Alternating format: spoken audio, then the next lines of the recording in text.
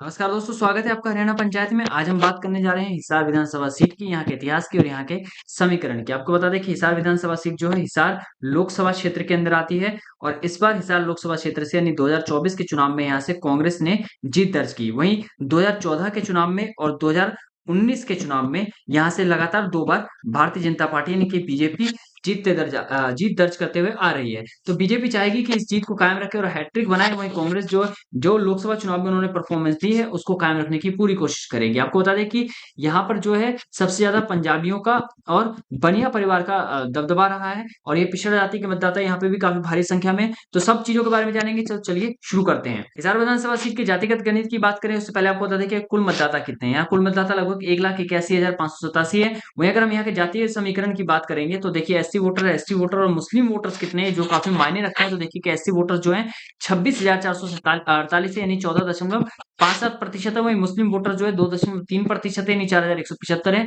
दोनों का आंकड़ा मिलाकर जो है 16% के ऊपर पहुंच जाता है, जो कि काफी मायने रखता है। और हमने पहले ही आपको बताया कि यहाँ पे पंजाबी वोटर्स जो ज्यादा है और बनियों का यहाँ पे दबदबा है जो बनिया।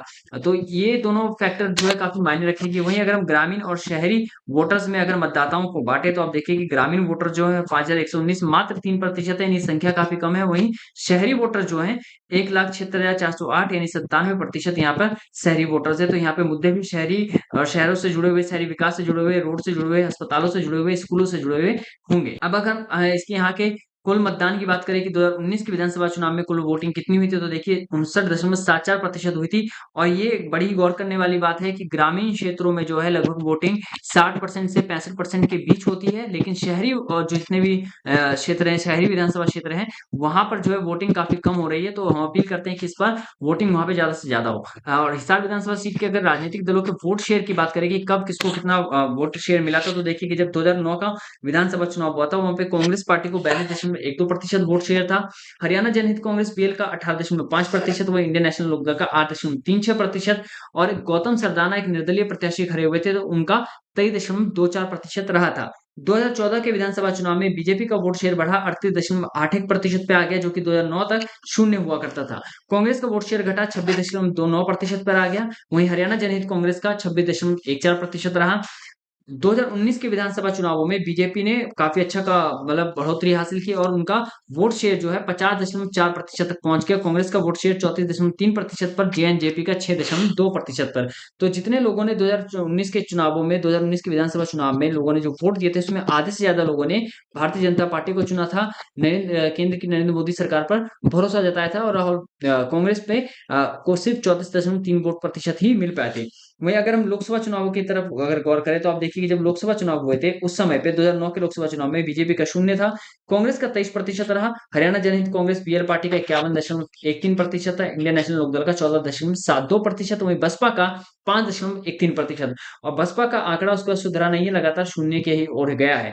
2014 के लोकसभा चुनावों में हरियाणा जनहित कांग्रेस का 63.64% था, तो वही इंडियन नेशनल लोकदल का 22.87% था। इन दोनों के बीच में टक्कर देखने को मिली थी। लेकिन 2019 के लोकसभा चुनावों में बीजेपी का वोट शेयर 68.2% रहा और इंडिया कांग्रेस का जो है 15.6%, वही जेएनजेपी का 12.9% ही रहा था। अगर हम पिछले 6 बड़े चुनावों की बात करें तो आप देखेंगे कि बीजेपी जो है 3 बार आगे रही है, एसजीसीबीएल 2 बार आगे रही है, वहीं कांग्रेस पार्टी 1 बार आगे रही है। तो बीजेपी जरूर चाहेगी कि इस 3 के आंकड़े को बढ़ाकर 4 किया जाए और चौका लगाया जाए। और कांग्रेस जो है हिसार लोकसभा क्षेत्र में जो उनको जीत हासिल की है उसको कायम रखते हुए यहाँ पर भी एक बार अपना परचम फिर से लहराने की पूरी पूरी कोशिश करेगी। अगर हम हिसार विधानसभा चुनाव के विजेता और उपविजेताओं की लिस्ट की बात करें तो देखिए जब 1967 का चुनाव हुआ था उस समय कांग्रेस पार्टी की एस लता यहाँ से जीती थी, 11,285 वोट मिले थे। वहीं निर्दलीय प्रत्याशी बी राय को मात्र 11,061 वोट मिले, जीत का अंतर 224 का रहा था।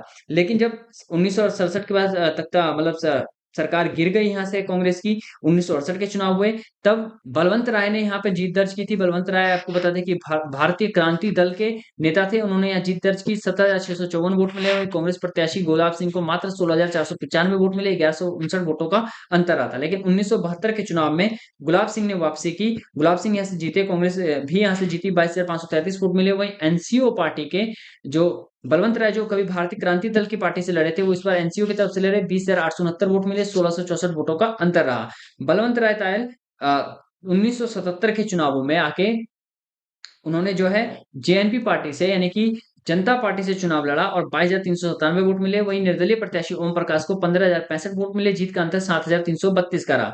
तो यहाँ तक जो है टक्कर देखने को मिली बलवंत राय और गुलाब सिंह के बीच में। ये एक अलग ही एरा था। जब 1982 का चुनाव आता है तो यहाँ पे निर्दलीय प्रत्याशी ओम प्रकाश महाजन जीत दर्ज करते हैं। वही जेएनपी पार्टी के बलदेव तायल को 14,320 वोट मिलते हैं। 3570 वोटों के अंतर से वो हार जाते हैं। 1987 के चुनाव में एलकेडी पार्टी यानी कि लोकदल पार्टी के 25 हरि सिंह को जीत दर्ज मिलती है। 25,703 वोट मिलते हैं। वहीं ओम प्रकाश महाजन कांग्रेस प्रत्याशी होते हैं, उनको 24,335 वोट मिलते हैं। जीत का अंतर 1368 का रहता है। 1991 के चुनाव में ओम प्रकाश जिंदल जीत दर्ज करते हैं। हरियाणा विकास पार्टी के 37,909 वोट मिलते हैं। वहीं ओम प्रकाश महाजन को, यहाँ देखिए नाम ये दोनों के लगभग एक ही है, ओम प्रकाश टक्कर जिंदल और महाजन के बीच में थी और ओम प्रकाश जिंदल ने जीत दर्ज की।